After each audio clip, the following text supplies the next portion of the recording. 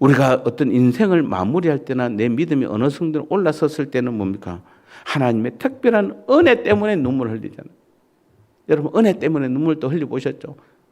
두 눈물의 신비라고 제가 굳이 제목했는데, 우리는 아파서 눈물을 흘리고 고난 가운데 서러워서 여러 가지 때문에 정말 믿음 생활하면서도 여러 가지 눈물을 흘려봤지만은 어느 세월이 흘러서 이제 어느 단계에 올라가니까 정말 하나님의 특별한 은혜 때문에 눈물을 또 흘리잖아요. 하나님의 그 사랑 때문에 눈물을 흘리잖아요. 그래서 우리는 제가 두 눈물의 신비라는 것입니다.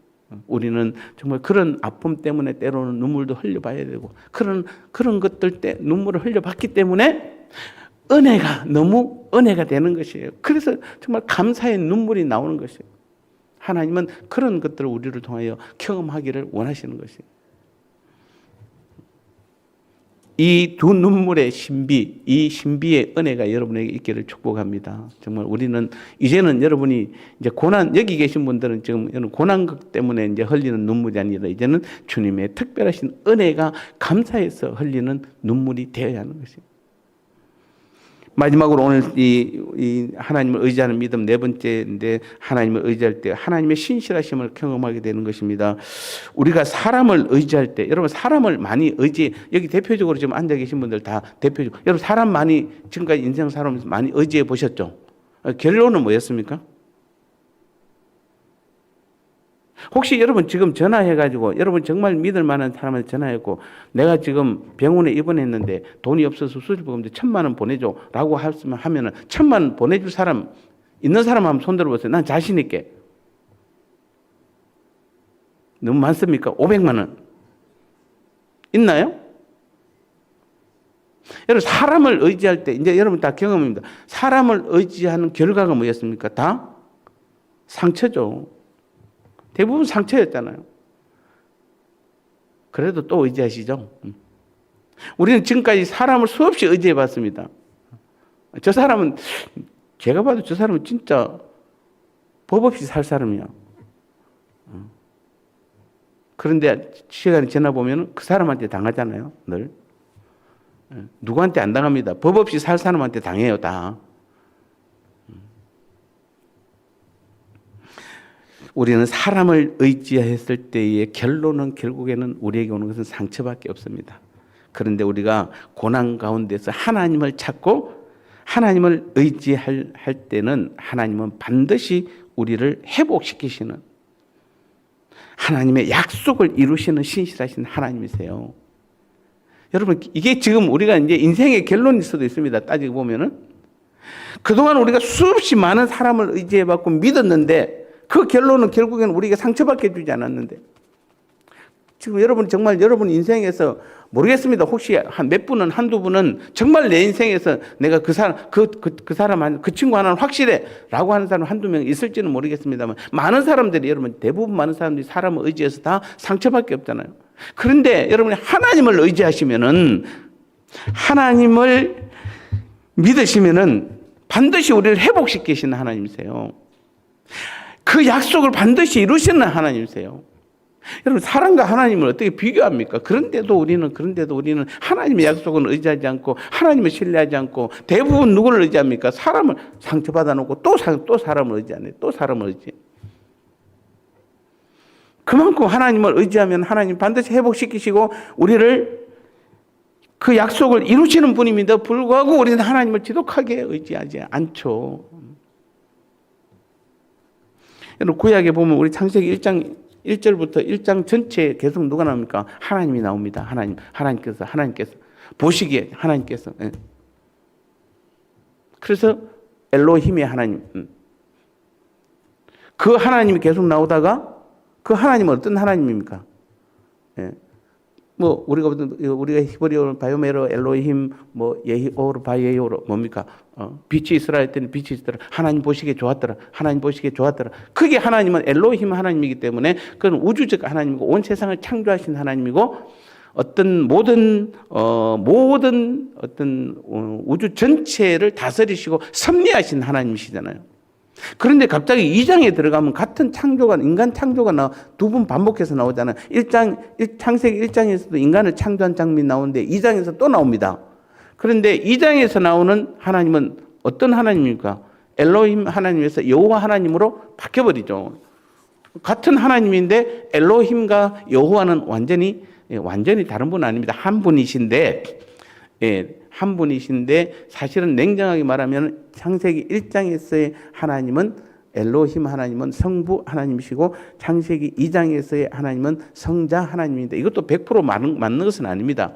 대부분 우리가 구별하기 좋게 좀 그렇습니다만 어쨌든 창세기 2장부터는 갑자기 여호와 하나님 나옵니다. 여호와 하나님. 여호와 하나님은 어떤 하나님입니까? 아까 창세기 1장에서 하나님은 온 우주를 창조하신 하나님이라면은 창세기 2장의 여호와 하나님은 어떤 하나님이냐면은 우리와 한 분이다. 우리에게 약속을 하시고 그 약속을 반드시 이루시고 지키시는 하나님, 우리의 죄 문제를 해결하신 하나님, 우리를 구속하신 분, 나에게 영원한 생명을 주고 나의 주인이신 하나님, 나와 한 몸이신 그 하나님, 나와 한 몸이시고 나의 주인이신 하나님이세요. 그러니까 완전히 다르죠. 우리는 실제로 우리가 지금 믿는 하나님은 엘로힘의 하나님도 맞지만은 그보다 더 나와 한 몸이시고 나를 창조하신 분이시고 나를 만드신 분이시고 나의 주인 되신 그 하나님을 우리는 믿는 사람들입니다. 그래서 우리는 그 하나님을 신실하신 하나님이다 이렇게 표현하는 것입니다. 그래서 그 하나님께서는 오늘 우리에게 고난을 선물로 허락하시고 그 고난을 통해서 하나님을 찾고 의지함으로 하나님은 반드시 우리를 회복시키시고 그 약속을 신실하게 이루시는 하나님. 그래서 우리는 하나님을 의지하셔야 돼요. 하나님만 믿어야 되는 것이에요. 우리 오늘 본문 신명기 8장 7절을 보니까 이거 여러분 보십시오. 우리나라에서 하나님이 만약에 신명기 8장 말씀을 해 주셨다면은 우리나라 사람들 별로 감동을 안 합니다. 볼까요? 내 하나님 여호와께서 너를 아름다운 땅에 이르게 하리니 그것은 골짜기든지 산이든지 시내와 분천과 샘이 흐르고 밀과 보리의 소산지요 포도와 무화과나무 석류와 감람나무와 꿀의 소산지라. 네가 먹을 것이 모자람이 있고 내게 아무 부족함이 없는 땅이며 그 땅에 돌은 철이요 산에서는 동을 캘 것이라. 네가 먹어서 배부르고 내 하나님 여호와께서 옥토를 내게 주셨음을 말마 그를 찬송하리로다. 이거는 여러분 이거 지금 여러분 보시면 유대 땅이 이런 땅입니까? 유대 땅이 이런 땅이에요? 아름다운 땅입니까? 아닙니다. 근데 우리나라는 어떻습니까? 여러분 가끔 제가 이제 파미르 공원이나 아니면은 저 중동 어디 그런 데 보면은 그 양 치는 분들 있잖아요. 그 양 치는 분들 보면 도대체 저 양은 뭐 먹고 사는지 모르겠어. 그 바깥에 내놓기는 하는데 보면은 우리가 봐도 풀이 잘 보이지도 않아요. 근데 마른 풀 중간중간인데 그거 먹고 자라는데 저렇게 양을 치고 있나? 그 중동 양이 우리 한국에 오면 어떨까요? 야, 여기는 천국이다 그럴 거예요. 온통 나가면 우리는 풀 때문에 골치 아프잖아요. 사실은 농민들의 가장 큰 골치 아픔이 그 풀이잖아요. 그러니까 우리나라의 양이 그 중동 양이 우리나라 오면은 그냥 천국이에요. 여기가 따로 없어요. 천국이에요. 온통 나가면 다 풀인데 옛날 우리 어릴 때 어떻게 했습니까? 염소 키울 때 어떻게 했죠? 풀어서 안 키워요. 대부분 그 끈 길게 매가지고 말뚝 박아 놓잖아요. 그러면 그 바운더리 안에만 돌아도 하루 종일 풀을 뜯고도 남아요. 그만큼 우리나라는 좋은 땅이에요. 그런 땅에다가 여러분 만약에 우리나라에다가 아름다운 골짜기에 물이 흐르고 우리나라 골짜기에 물 안 흐르는 골짜기가 어디 있어요? 골짜기마다 물이 다 흐르잖아요. 캐면은 다 광석이고 다 우리나라는 그렇잖아요. 그리고 밀과 보리 심으면 다 나는데 여러분 이게 지금 우리나라로 보면 이거 우리가 감동이 별로 안 돼. 유대 땅으로 보면 이거는 말이 안 되는 소리예요. 사실은 이 말이. 그게 하나님께서 유대 땅을 특별히 선택한 이유가 그거 있는 것 같아요. 한국 땅을 선택했으면은 이게 말하기가 정말 성도들을 설득하기가 너무 힘들 것 같아요.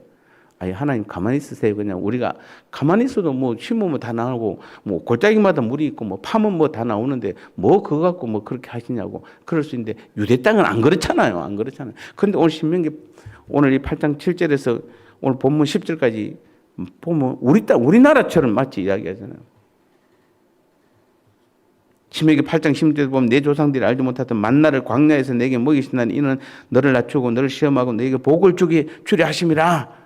복주를 여러분 하도 복복 그래서 이번 주에는 제가 복 받는 요령에 대한 설교를 합니다. 하도 여러분 복 이야기를 안 한다고 그래서 진짜 복 받는 것이 무엇인지 한번 이번 주일날 한번 다시 보겠습니다만은 여기도 우리에게 낮추시고 광야를 걷게 하고 우리에게 낮추시고 줄이게 하시고 하는 이거는 우리에게 뭘 주려고 복을 주려고 그러는 것이에요. 하나님의 뜻은 그거예요. 이제 말씀을 좀 정리합니다. 우리 그동안 4주 동안 우리 하나님을 의지하는 믿음이라는 제목으로 같이 말씀을 나누었습니다.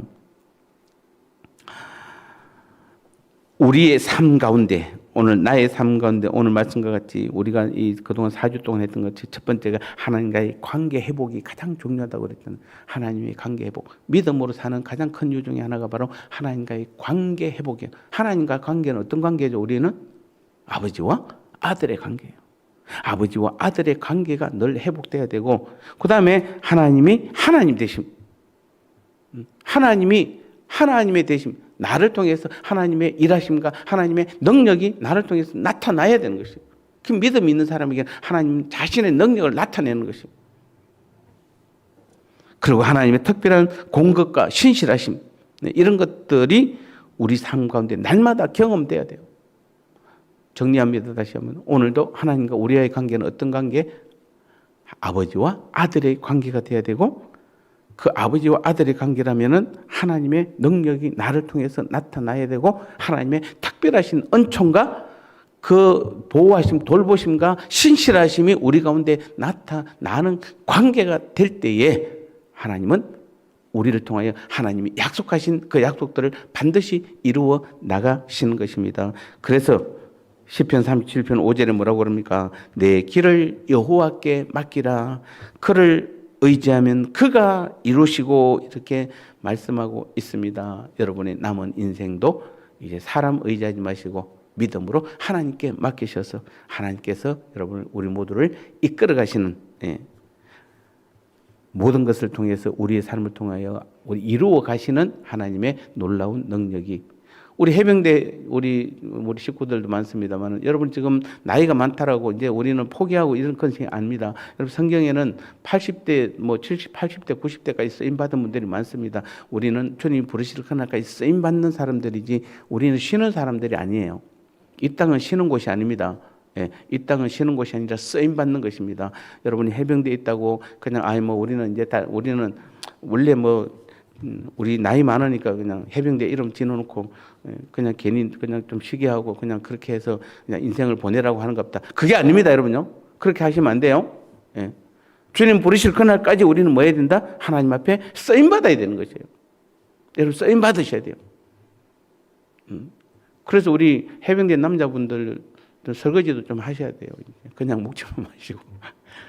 우리는 쓰임 받는 사람들이지, 이제 우리는 아직까지 여러분 지금 우리가 주님 부를 때까지 우리는 당당하게 쓰임 받으셔야 돼요. 하나님이 우리를 사용하기를 원하세요. 그리고 주위에 가장 중요한 것입니다. 마지막까지 영혼 구원하는 일에 우리는 쓰임 받아야 그게 진짜 하나님의 자녀의 모습이에요. 믿음으로 사는 사람의 모습입니다. 그래서 하나님 앞에 온전히 마지막까지 쓰임 받는, 건강하게 쓰임 받는 우리 모두가 되시기를 축복합니다.